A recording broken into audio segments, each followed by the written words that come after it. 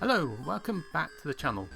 It's hard to find time to make videos at the minute, but nevertheless here we are, and we're going to have a look at Civilization, the original. So this was released by Microprose in 1991 on DOS, and then other versions like this ST version followed.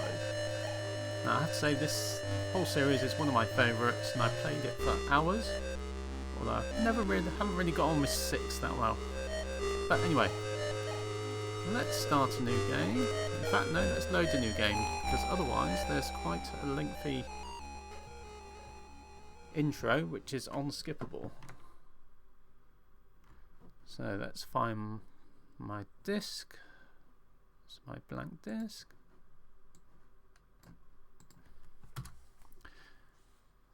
So this is probably the first 4X game that really did everything we now recognise in the genre. So you go out, explore the world, build, fight and conquer. And this was an absolute breath of fresh air when I first played this. There really was nothing like it. Now this Atari ST version, I must admit, I love it. I was just trying out the discs on my ST and I ended up playing it for hours, and then I ended up playing it again and again, and it is fantastic. The only problem I have with it is the loading of the sort of little cutscenes, which are great, but they take a while to load. Unfortunately, I haven't been able to get Civ 2 and 3 to work even on my older PC. Oh, another deer. Which is a shame, as I'd like to try those as well. But never mind. I would like to see how 2 differs to 1, because I can't really remember. But anyway, here we are. This looks like a good spot for a city. So we, as you can see, are playing the Aztecs. And I'm going to found a city here. I'm not even going to try to pronounce that. And then we'll get a little cutscene of the founding of the city, probably.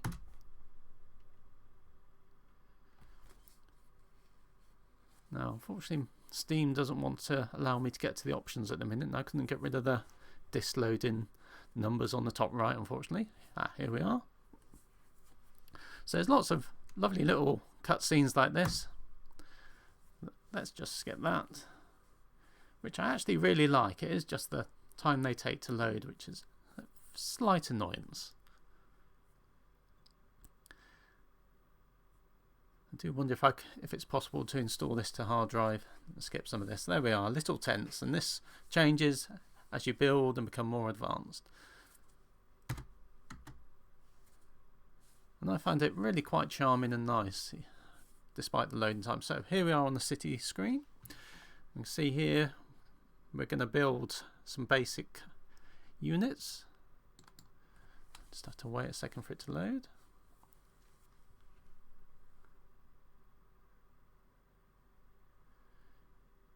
Here we have the resources, the shields for production, trade, and just research and money. So always want to build militia first. I'm not sure why the settlers here still is. It's gone to found the city. Now, one of the things I forgot when I played this is you actually use the settlers to improve your tiles. So basically each of these tiles, squares, is a type of terrain. If I can get it to work, let's just enter. Which I can't for some reason. And here's the science.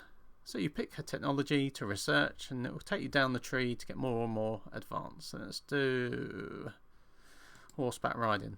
So on the map there's barbarian villages which you can explore and get something, a cheap technology, or unfortunately they might spawn barbarians, which is quite bad. So you have things like terrain like plains, mountains, hills. Hills you can irrigate, or you could build a mine. You can put irrigation here to improve the food, put mine on the mountains, get extra fish from, and food rather, from where these fish are. And there's various other things like these fish dotted about which give you extra resources. Then you can move around. So I have 2 pop, well, have 1 pop actually in the city, so I can put them where I want. So if I want some more production, so this is a pretty rubbish actually, because I've only got the 1 production here. Got lots of trade, but it doesn't really help you when you want to build things. So after the militia, let's just quickly go through this. So can't do a lot here at the minute. Just go through the turns while I'm building the militia. There we are. One thing that always bugs me in this is, yes, I built the first unit, is it doesn't take you here to change what you want to build, so you end up building lots if you're not careful later in the game. So the advisor says we should build settlers. Definitely should.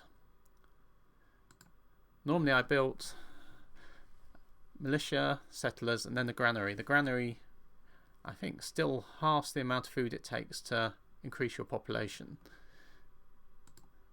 So we've got this militia, so we're going to go and explore, which is a bit risky. Barbarians in particular. Oh, we've discovered horseback riding. Excellent. That means we can now make, what can we make? Probably cav of some sort. Yes.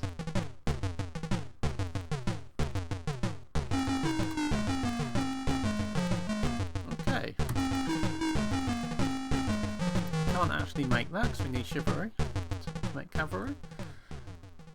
Let's have masonry. So you can see there's a horse, so that's extra resources if we work that tile. So it might be worth now moving that over there. So you can see we've got these extra resources. We can build quicker. So barbarians tend to come out of the unexplored areas, particularly if you leave them unexplored for long. So here we have a hut. Let's see what it gets. Oh, we just got some gold.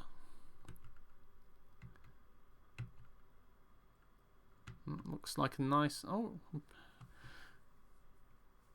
decent area for a city. I'm sure I've seen this area. I don't know whether there's one fixed map. I don't think there is, but this looks very similar to the last time I played. Okay. Yeah, we've discovered masonry. Excellent.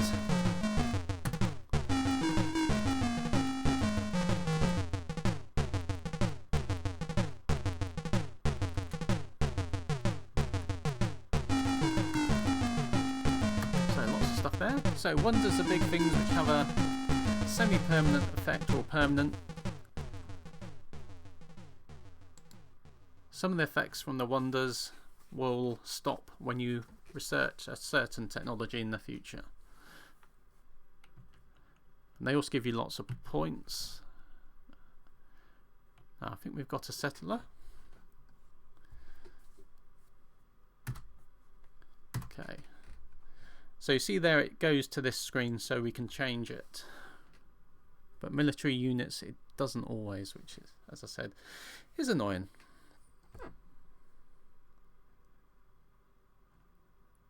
Now in this, when you build a settler, it also uses one of your population. So you can virtually wipe out a city. So let's have a granary. So this militia is going to go over here and explore a bit more, so we take our settler. Now settlers also improve the tiles. When I was talking about irrigation and mines, settlers build them. In later games you have workers. It took me a while to realise. So I could on this build irrigation, but I'm not going to. I'm just going to quickly found another city.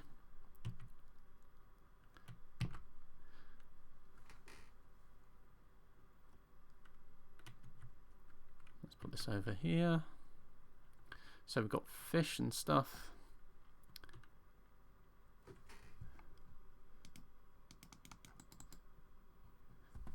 Let's just build a city here.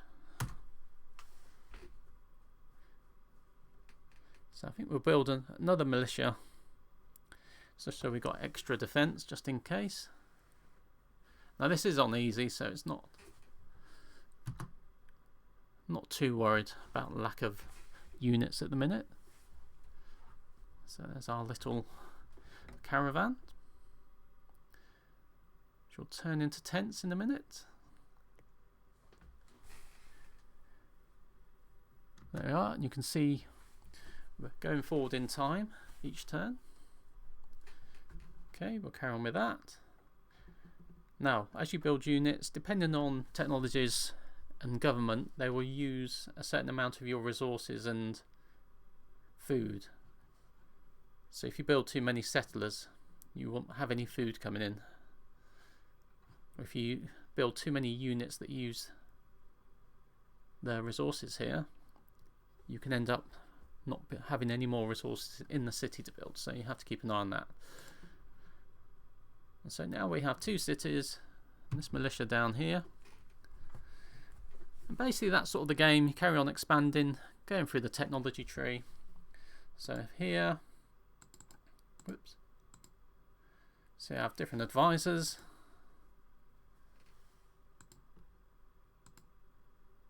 Not really giving you much advice, just telling you what's happening.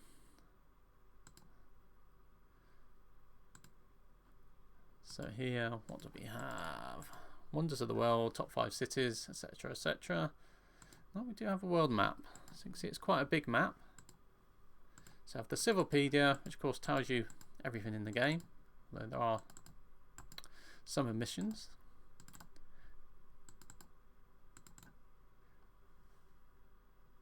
So terrain types, let's go to grassland. So these are the base types on the left, and then you have the different things you can have on them, which generally improve them. So I think in this game you have certain improvements, like a pasture, which obviously you can use on the horses. Oh, it's taken a while to load, rather.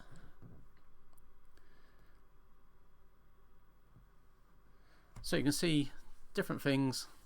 So it's base 2 food, but with irrigation you can get 3, but it has no production, no trade. It has +1 if you put a road in. So roads also help you move units quicker, railway even quicker, and also increase trade. You can see you have different governments which change certain things, such as production and food. Let's go back.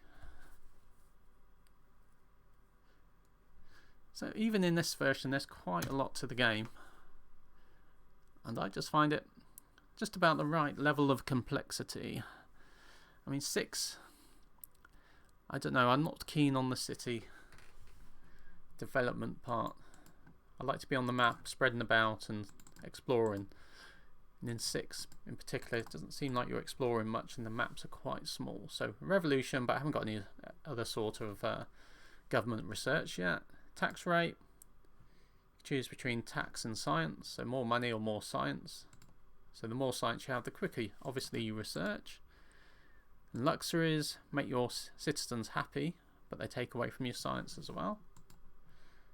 So if we go into a city, you can get on happy people and they'll be here, and your city will stop producing anything and will go into civil unrest, which is not good.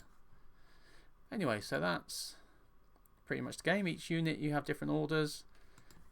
The settlers obviously have irrigation, build mines, etc. Military units, pretty much what you would expect, but they can also fortify, sentry, etc. And that's the game. And is it worth playing today? Absolutely. I think it's actually one of the best civilizations still, apart from the loading.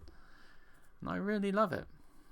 So, thanks for watching, and I'll see you again next time.